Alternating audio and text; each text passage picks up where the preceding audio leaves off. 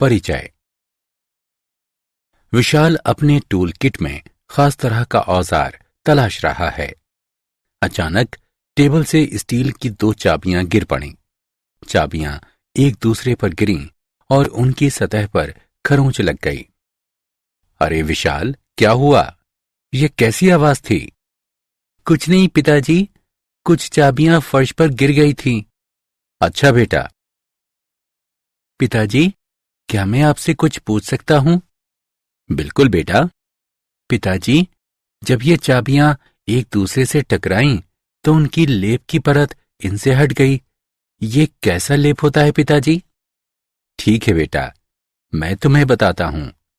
ये लेप इलेक्ट्रोप्लेटिंग के द्वारा चढ़ाया जाता है।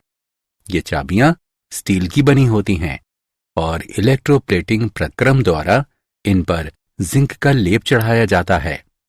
इलेक्ट्रोप्लेटिंग की मदद से आभूषण, नट बोल्ट, शाफ्ट और पाइपों जैसी बहुत सी वस्तुएं हैं जिन पर दूसरी धातुओं का लेप चढ़ाया जाता है। उद्देश्य। इस पाठ के अंत में आप निम्न करने में सक्षम हो जाएंगे। वैद्युत रसायन की व्याख्या करना, वैद्युत रासायनिक सेल को समझना, लवण सेतु की विशेषताएं जानना, वैद्युत रासायनिक सेल का वर्णन करना, इलेक्ट्रोड विभव का वर्णन करना, सेल के ईएमएफ की गणना करना, मानक हाइड्रोजन इलेक्ट्रोड की व्याख्या करना, नैनस्टर समीकरण की गणना करना, गिब्स ऊर्जा की गणना करना, विद्युत अपघटन को वर्गीकृत करना, वैद्युत प्रतिरोध और संवाहकता की गणना करना, सेल नियतांक की गणना करना, कोल-राउश नियम की व्याख्या करना। परिभाषा। रसायन विज्ञान की वो शाखा जिसमें वैद्युत ऊर्जा और रासायनिक ऊर्जा के संबंधों का अध्ययन किया जाता है और एक से दूसरे स्वरूप में ऊर्जा का आंतरिक रूपांतरण होता है, उसे वैद्युत रसायन कहते हैं। वैद्युत रसायन पर बड़े स्तर पर रासायनिक रूपांतरण और औद्योगिक प्रक्रम आधारित है। उदाहरण: अभिक्रियाई धातुओं का निष्कर्षण, धातुओं का शुद्धिकरण और धातुओं की इलेक्ट्रोप्लेटिंग।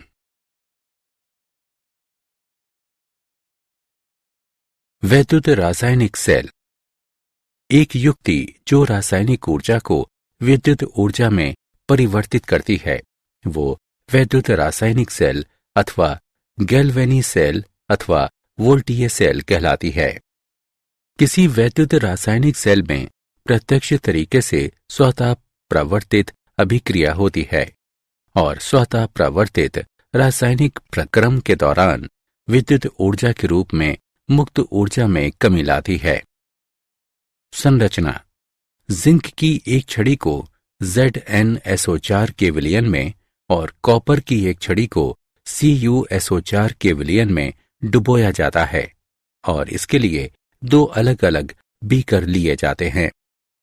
जिंक और कॉपर की छड़ियां इलेक्ट्रोड की तरह काम करती हैं और उन्हें एक वोल्ट मीटर के माध्यम से संयोजक तार से जोड़ दिया जाता है। दोनों वैद्युत अपघटनी विलयन को लवण सेतु से जोड़ दिया जाता है। ये कांच की उल्टी यू आकार की नली होती है जो कुछ विद्युत अपघटन का गर्म सांद्र विलयन होता है।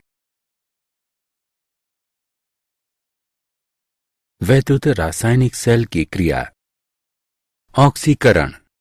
विलयन में जिंक की छड़ी का भार कम हो जाता है और जिंक ठोस विलयन में चला जाता है। धातु जिंक के जलीय घोल में इस प्रकार विघटित नहीं होता है, अतः ये Zn की घात 2 आयन में रूपांतरित हो जाता है। जिंक का जिंक आयन में ऑक्सीकरण होता है। न्यूनीकरण। कॉपर ठोस की फिल्म कॉपर छड़ पर निक्षेपित हो जाती है। इसका अर्थ यह हुआ कि विलयन में वर्तमान Cu2 आयन कॉपर ठोस में रूपांतरित हो जाता है। Cu2 आयन का कॉपर ठोस में न्यूनीकरण होता है। जिस परिपाटी में विद्युत अपघटन पर ऑक्सीकरण की क्रिया होती है वो एनोड कहलाता है, और जब इलेक्ट्रोड पर न्यूनीकरण होता है तब वो कैथोड कहलाता है। इस वैद्युत रासायनिक सेल में जिंक छड़ एनोड और कॉपर छड़ कैथोड है।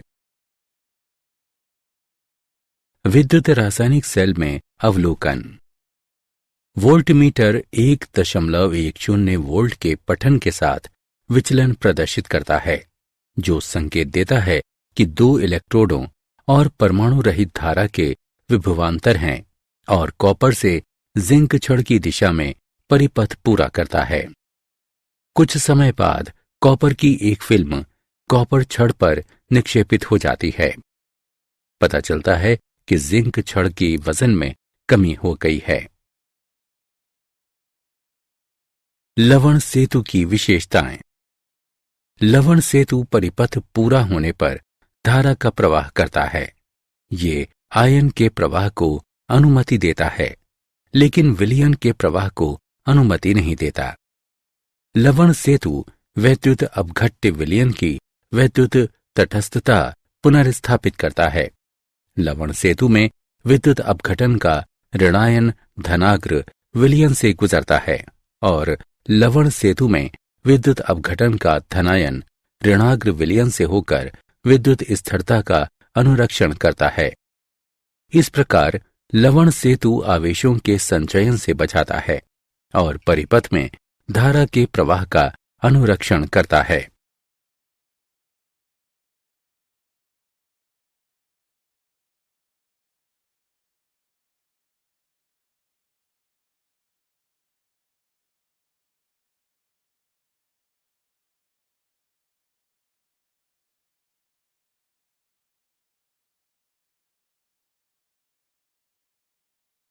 विद्युत रसायन सेल का प्रतिनिधित्व।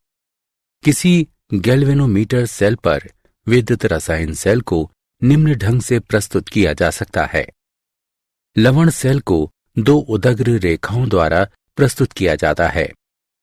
इलेक्ट्रोड और विद्युत अपघट्य के बीच कला सीमा को एकल उदग्र रेखा द्वारा दर्शाया जाता है। लवण सेतु के वाम हस्त दिशा पर एनोड लिखा जाता है। इसे उस धातु के संकेत के रूप में लिखा जाता है और उसके बाद आयन का संकेत लिखा जाता है जो साम्यावस्था में होता है। लवण सेतु के दक्षिण हस्त दिशा पर कैथोड लिखा जाता है। इसे पहले आयन के संकेत के रूप में लिखा जाता है और उसके बाद धातु का संकेत लिखा जाता है जो साम्यावस्था में होता है।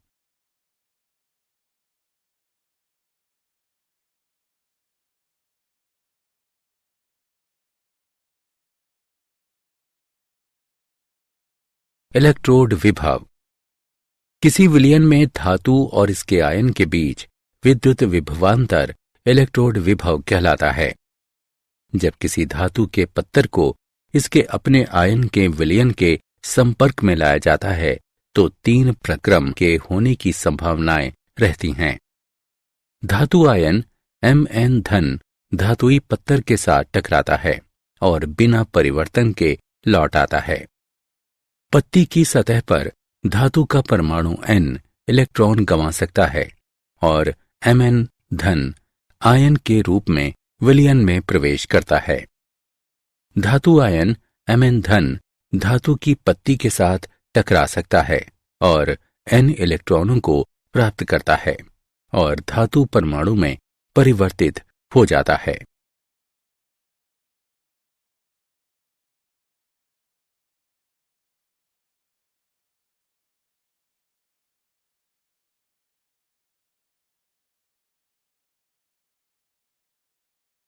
सेल का ईएमएफ। कोई गैल्वेनी सेल दो अर्ध सेलों से मिलकर बना होता है और इन सेलों में विभिन्न विभव के इलेक्ट्रोड होते हैं। इलेक्ट्रोडों के विभव के अंतर को विद्युत प्रवाहन बल के रूप में जाना जाता है। सेल के ईएमएफ की गणना करने के स्टेप निम्न हैं। एनोड और कैथोड के न्यूनीकरण विभव को प्राप्त करें। दोनों न्यूनीकरण विभवों का संयोजन करें। सेल का ईएमएफ बराबर कैथोड का न्यूनीकरण विभव घटा एनोड का न्यूनीकरण विभव।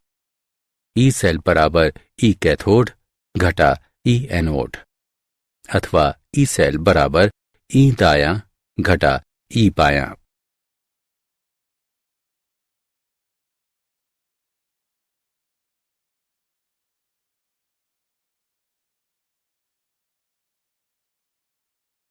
हाइड्रोजन इलेक्ट्रोड का मानक SHE। इस पर प्लेटिनम ब्लैक के साथ प्लेटिनम इलेक्ट्रोड की परत चढ़ी रहती है।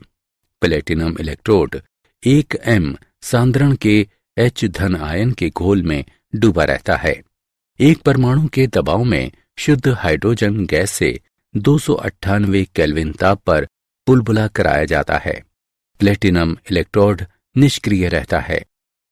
आधी अभिक्रिया इसकी सतह पर होती है और जिसके द्वारा इलेक्ट्रॉन का आवागमन होता रहता है। हाइड्रोजन इलेक्ट्रोड एनोड अथवा कैथोड की तरह काम करता है, जो दूसरे इलेक्ट्रोड पर निर्भर करता है जिससे वो जुड़ा होता है।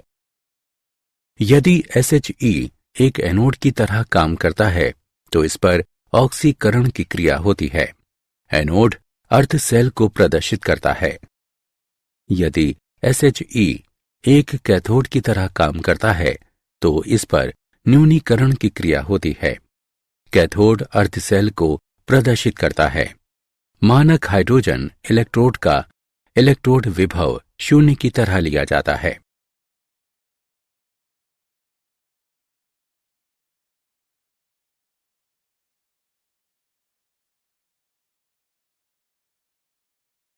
वैद्युत रसायन श्रृंखला। हाइड्रोजन इलेक्ट्रोड का मानक इलेक्ट्रोड विभव 0 रखकर इलेक्ट्रोड की बड़ी संख्या के मानक इलेक्ट्रोड विभव का निर्धारण किया जाता है। जब विभिन्न प्रकार के इलेक्ट्रोडों को बढ़ते अथवा घटते क्रम में सजाया जाता है तो उनके मानक इलेक्ट्रोड विभव का मान एक श्रृंखला में प्राप्त करते हैं, जिसे वैद्युत रसायन श्रृंखला कहा जाता है।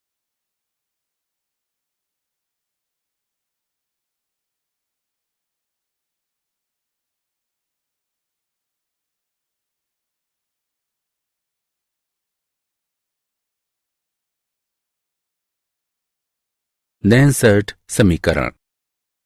नैनसर्ट समीकरण विद्युत अपघटन सांद्रता और इसके इलेक्ट्रोड विभव के बीच के संबंध को दर्शाता है। इलेक्ट्रोड अभिक्रिया को न्यूनीकरण अभिक्रिया के रूप में लिखा जा सकता है। इस अभिक्रिया के लिए नैनसर्ट समीकरण होगा E बराबर E0 घटा RT बटा NF गुणा Q का प्राकृतिक लॉग। यहाँ Q अभिक्रिया का प्रतिफल है। इसे m बटा m की घात n धन द्वारा प्रदर्शित किया जाता है।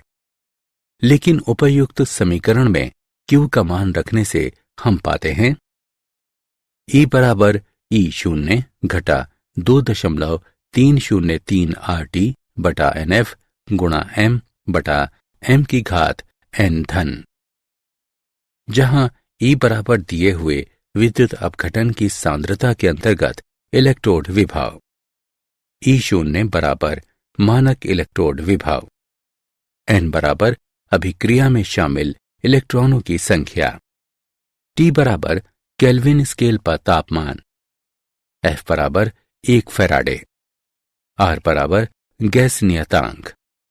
298 केल्विन पर ऊपर के समीकरण में R, T और F का मान रखने पर हम पाते हैं E बराबर E0 घटा 0.0591 बटा n गुणा m बटा m की घात n धन। शुद्ध ठोस और तरल के लिए इकाई के रूप में मोलर सांद्रता को लिया गया है। अब ऊपर का समीकरण हो जाता है E बराबर E0 घटा 0.0591 बटा n गुणा लॉग 1 बटा m की घात n धन।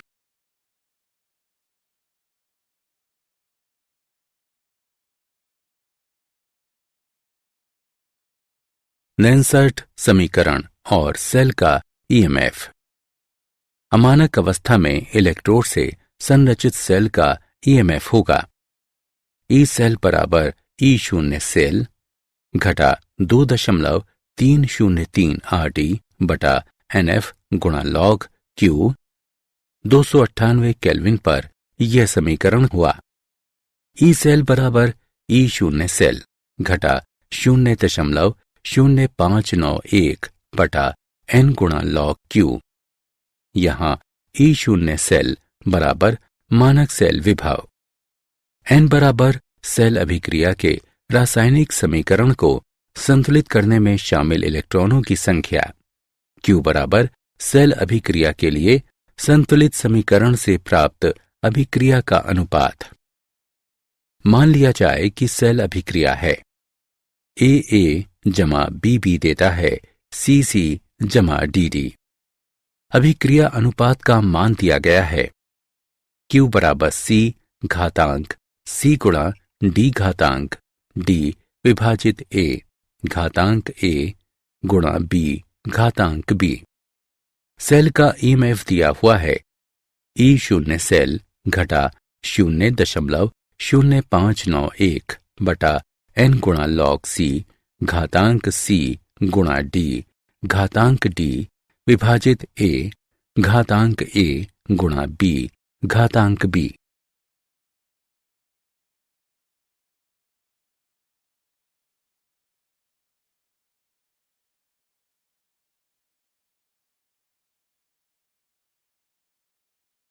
नेंसर्ड समीकरण और साम्य स्थिरांक। एनोड और कैथोड का विभवांतर जब तक रहता है वैद्युत रासायनिक सेल काम करता है। जब सेल काम करता है और इसकी अभिक्रिया होती रहती है, कैथोड पर विद्युत अपघटन की सांद्रता घटती है, कारण कि इलेक्ट्रोड पर आयनों का जमा हो जाना, और उसी दौरान एनोड पर विद्युत अपघटन की सांद्रता में वृद्धि होती है, कारण विलयन में धातु का अपघटन होना। परिणाम स्वरूप समय बीतने के साथ कैथोड का इलेक्ट्रोड विभव घटता है और एनोड का बढ़ता है। मूलभूत रूप से एनोड पर विद्युत अपघटन और कैथोड पर विद्युत अपघटन की सांद्रता का कुछ अनुपात पर इलेक्ट्रोड के विभव का मान समान रहता है, इसलिए सेल का विभव शून्य हो जाता है। इस स्थिति में वैद्युत रासायनिक सेल काम करना बंद कर देता है और ये सेल की साम्यता की स्थिति होती है। सेल का मानक ईएमएफ जानने के लिए सेल अभिक्रिया के लिए साम्य स्थिरांक को इस प्रकार प्राप्त किया जा सकता है। वैद्युत रासायनिक सेल और गिब्स ऊर्जा। गैल्वेनी सेल द्वारा किया हुआ उत्क्रमणीय कार्य गिब्स ऊर्जा में कमी के बराबर होता है। यदि सेल का ईएमएफ E है और NF उससे होकर गुजरने वाला आवेश है और डेल्टा RG अभिक्रिया की गिब्स ऊर्जा है, तो दिया हुआ है डेल्टा RG बराबर घटा NF E सेल। यदि सभी अभिकर्मी वर्गों की सांद्रता समान है तो E सेल बराबर E शून्य सेल, डेल्टा RG बराबर घटा NF E शून्य सेल।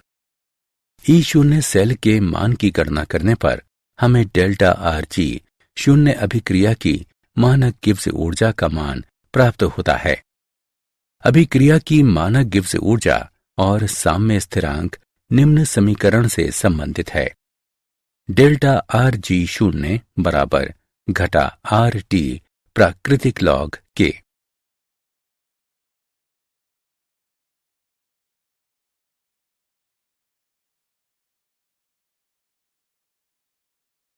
चालक। जिन पदार्थों से होकर विद्युत प्रवाह होता है वे चालक कहलाते हैं। चालकों को दो श्रेणियों में बांटा गया है, धातुई चालक और इलेक्ट्रोड। धातुई चालक वे धातु जो बिना किसी रासायनिक परिवर्तन के विद्युत प्रवाह को जाने देते हैं। धातुई क्रिस्टल में इलेक्ट्रॉनों की गति के कारण धातु के माध्यम से संवहन होता है, उदाहरण कॉपर और सिल्वर। इलेक्ट्रोड जिन पदार्थों के जलीय विलयन से होकर विद्युत प्रवाह होता है और उसी दौरान रासायनिक अपघटन होता है। ये संवहन उनके जलीय विलयन में विद्युत अपघटन द्वारा उत्पादित आयन की गति के कारण होता है। उदाहरण अम्ल और क्षार।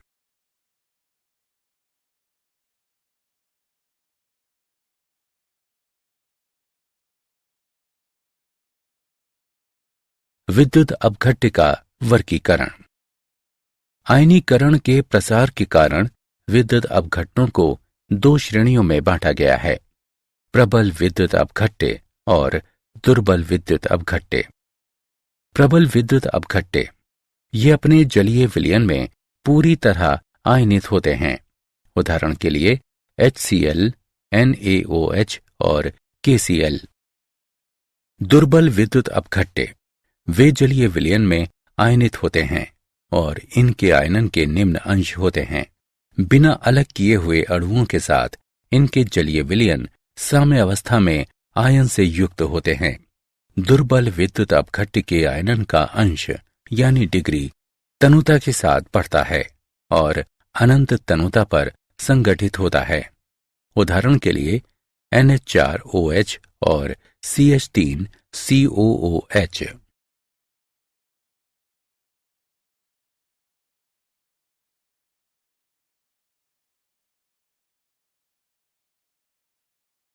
विद्युत अपघटनी संवहन को प्रभावित करने वाले चालक। विद्युत अपघट्य विलयन की वैद्युत चालकता निम्न कारकों पर निर्भर करती है। अंतर आयनन आकर्षण। ये विलयन में विद्युत अपघट्य के आयनों के बीच आकर्षक अंतःक्रिया है। अंतर आयनन आकर्षण अधिक होने पर विचरण की स्वतंत्रता कम होती है और वैद्युत चालकता कम होती है। आयनों का विलायक योजनन यानी सॉल्वेशन। ये विद्युत अपघट्य अणुओं विलायक के आयनों के बीच आकर्षक अंतःक्रिया है। विलय विलायक अंतःक्रिया अधिक होने पर विलायक योजनन में अधिक विस्तार होता है और विलयन की वैद्युत चालकता कम होती है। विलायक की श्यानता। ये कारक विलायक अणुओं के बीच आकर्षक अंतःक्रिया पर निर्भर करता है। विलय विलायक अंतःक्रिया अधिक होने पर श्यानता अधिक होगी और वैद्युत चालकता कम होगी। तापमान। विद्युत अपघट्य विलयन का तापमान बढ़ने पर आयनों की गतिज ऊर्जा भी बढ़ जाती है। परिणाम स्वरूप वैद्युत अपघटनी विलयनों का वैद्युत चालकत्व बढ़ जाता है।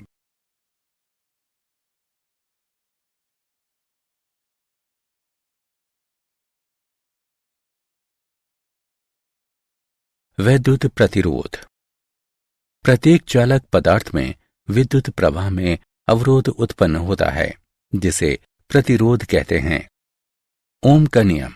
इस नियम के अनुसार किसी संपूर्ण चालक का विभवांतर इससे होकर गुजरने वाली धारा के सीधा समानुपाती होता है। V बराबर IR अथवा V बटा I बराबर R। चालक से होकर प्रवाहित होने वाली धारा के विभवांतर का अनुपात अचर रहता है और ये चालक का प्रतिरोध कहलाता है। इसकी इकाई ओम है। प्रतिरोधकता। 1 सेंटीमीटर लंबाई के चालक के साथ 1 वर्ग सेंटीमीटर के अनुप्रस्थ काट के क्षेत्रफल द्वारा उत्पन्न प्रतिरोध के रूप में इसकी व्याख्या की जाती है। किसी चालक का प्रतिरोध उस चालक की लंबाई का सीधा समानुपाती और उसके अनुप्रस्थ काट के क्षेत्रफल का व्युत्क्रमानुपाती होता है।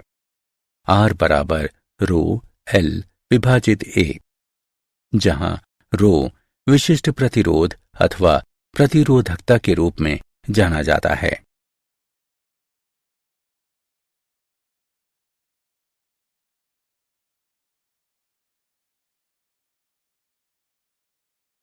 वैद्युत चालकत्व।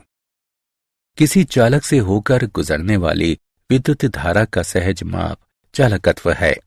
प्रतिरोध के व्युत्क्रमानुपाती के रूप में इसका वर्णन किया जाता है। इसे G द्वारा दर्शाया जाता है। G बराबर 1/R। चालकत्व की इकाई MHO है। चालकता ये प्रतिरोधकता का व्युत्क्रमणोपाधि होती है। इसे चालक के 1 घन सेंटीमीटर के चालकत्व के रूप में समझा जा सकता है। इसे कप्पा द्वारा सूचित किया जाता है। K बराबर L/RA। चालकता की इकाई mho सेंटीमीटर व्युत्क्रम है।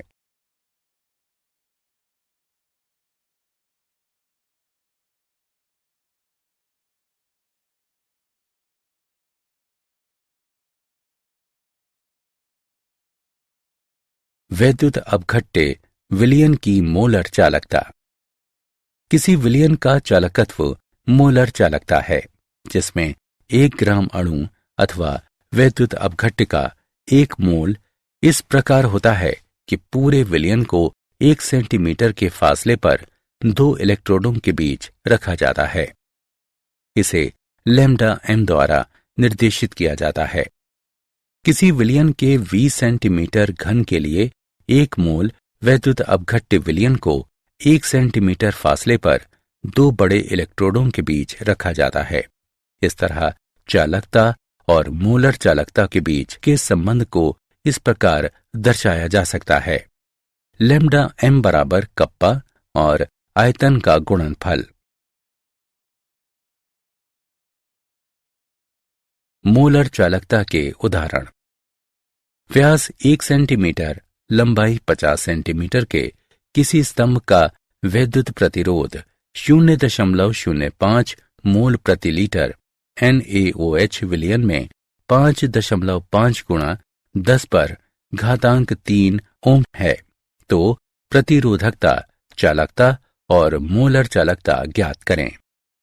अब हम हल करते हैं। यहां दिए हुए मान हैं R बराबर 5.5 गुणा 10⁻³ ओम, C बराबर 0.05 मोल प्रति लीटर, R बराबर 0.5 सेंटीमीटर, L बराबर 50 सेंटीमीटर। हम जानते हैं कि क्षेत्रफल बराबर पाई R वर्ग। मान रखने पर हम पाते हैं क्षेत्र बराबर 0.785 वर्ग सेंटीमीटर। हम जानते हैं कि R बराबर ρL/A। मान रखने पर हम पाते हैं प्रतिरोधकता बराबर 87.135 ओम सेंटीमीटर। हम जानते हैं कि चालकता प्रतिरोधत्व का व्युत्क्रमणोपाधि होता है। मान रखने पर हम पाते हैं चालकता बराबर 0.01148 सीमेन सेंटीमीटर व्युत्क्रम। हम जानते हैं कि मोलर चालकता बराबर कप्पा गुणा 1000 विभाजित C। मान रखने पर हम पाते हैं मोलर चालकता बराबर 229.6 सीमेन वर्ग सेंटीमीटर मोल व्युत्क्रम।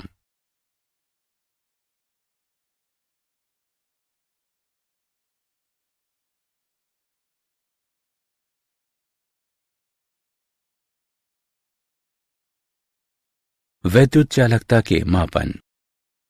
वैद्युत अपघटनी विलयन का प्रतिरोध व्हीटस्टोन ब्रिज पद्धति से मापा जाता है। वैद्युत अपघट्य विलयन युक्त चालकता सेल के एक सिरे को व्हीटस्टोन ब्रिज से जोड़ा जाता है।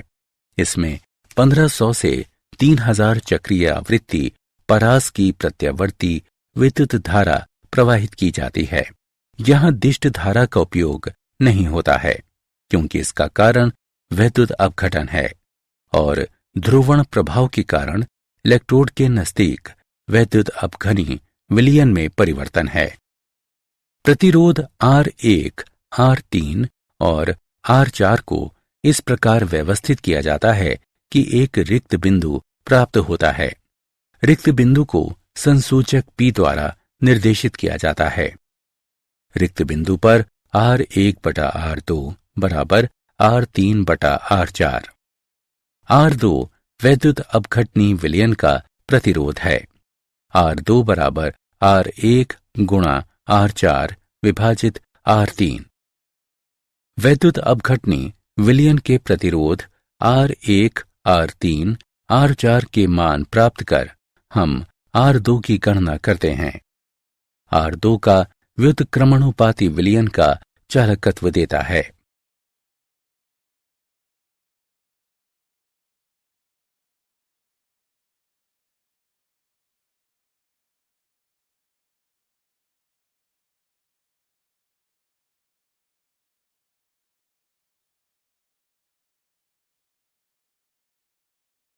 सेल नियतांक।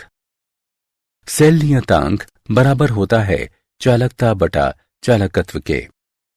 इसे जी एस्टेरिस्क द्वारा प्रदर्शित किया जाता है। इसकी व्याख्या इकाई सेंटीमीटर व्युत्क्रम के रूप में की जाती है। जिस मानक विलयन की चालकता ज्ञात होती है, चालकत्व के माप द्वारा उसके सेल नियतांक का मान प्राप्त करना आसान हो जाता है। इस उद्देश्य के लिए केसीएल के मानक सेल का उपयोग होता है। विभिन्न सांद्रता और तापमानों में जिसकी चालकता ज्ञात होती है। सेल नियतांक बराबर 0.0128886 बटा x। एक बार सेल नियतांक ज्ञात हो जाने पर वैद्युत अपघटनी विलयन के चालकत्व अथवा प्रतिरोध से चालकता की गणना की जा सकती है।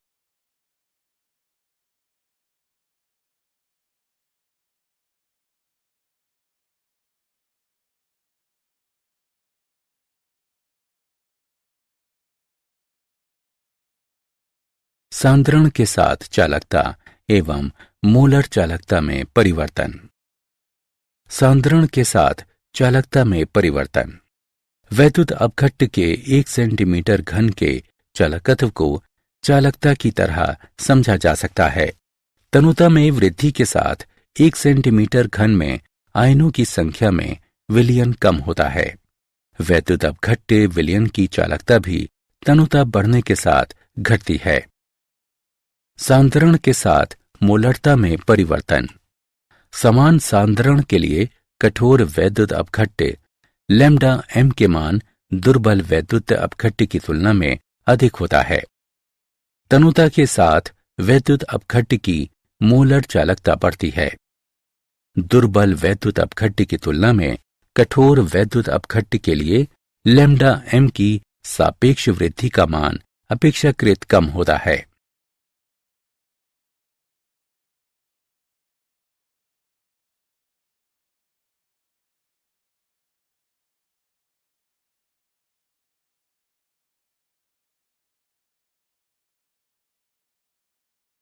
सांद्रण के साथ मोलर चालकता की ग्राफीय प्रस्तुति। केसीएल कठोर वैद्युत अपघट्ट और CH3COOH दुर्बल वैद्युत अपघट्ट हैं। एक ग्राफीय प्रस्तुतिकरण सांद्रण के साथ मोलर चालकता के परिवर्तन को दर्शाता है। कठोर वैद्युत अपघट्ट में जब सांद्रण 0 होता है, मोलर चालकता एक निश्चित मान प्राप्त करता है, जो सीमित मोलर चालकता के रूप में जाना जाता है। इस मान को लैम्डा 0m से दर्शाया जाता है। एसिडिक अम्ल की तरह निर्बल वैद्युत अपघट्ट के मामले में सीमित मान प्राप्त हो, इसके लिए कोई संकेत नहीं मिलता है, क्योंकि जब सांद्रण 0 हो जाता है तो ग्राफ लगभग y अक्ष के समानांतर हो जाता है। कोलराउश का नियम।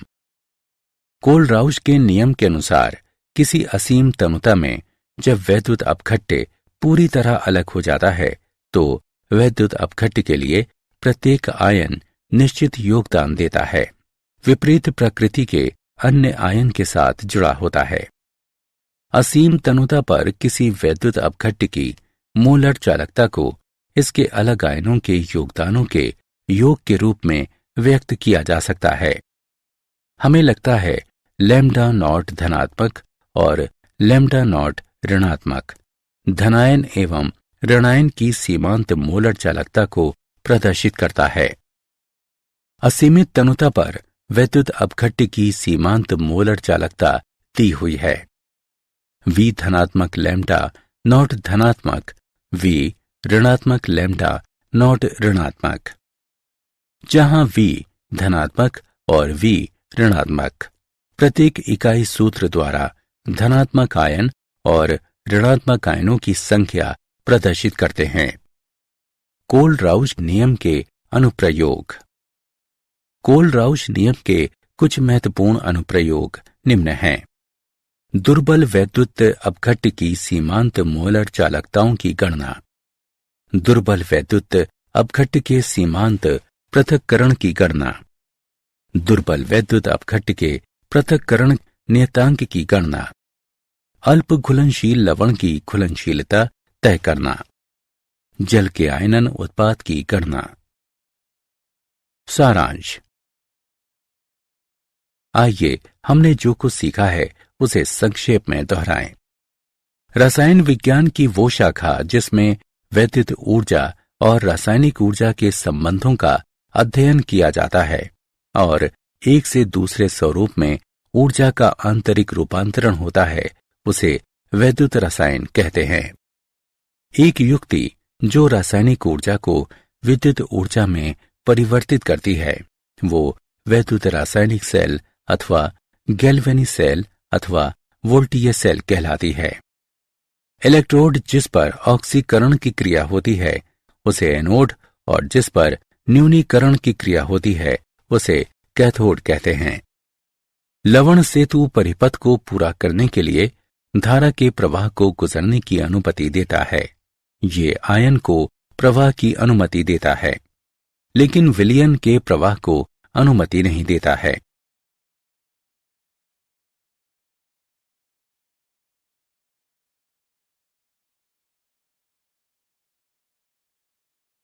किसी विलयन में धातु और इसके आयनों के बीच वैद्युत विभवांतर को स्थापित करने को इलेक्ट्रोड विभव कहते हैं। किसी विलयन का चालकत्व मोलर चालकता है, जिसमें 1 ग्राम अणु अथवा वैद्युत अपघट्ट का 1 मोल इस प्रकार होता है कि पूरे विलयन को 1 सेंटीमीटर के फासले पर 2 इलेक्ट्रोडों के बीच रखा जाता है। कोलराउश के नियम के अनुसार किसी असीम तनुता में जब वैद्युत अपघट्ट पूरी तरह अलग हो जाता है तो वैद्युत अपघट्ट के लिए प्रत्येक आयन निश्चित योगदान देता है, विपरीत प्रकृति के अन्य आयन के साथ जुड़ा होता है।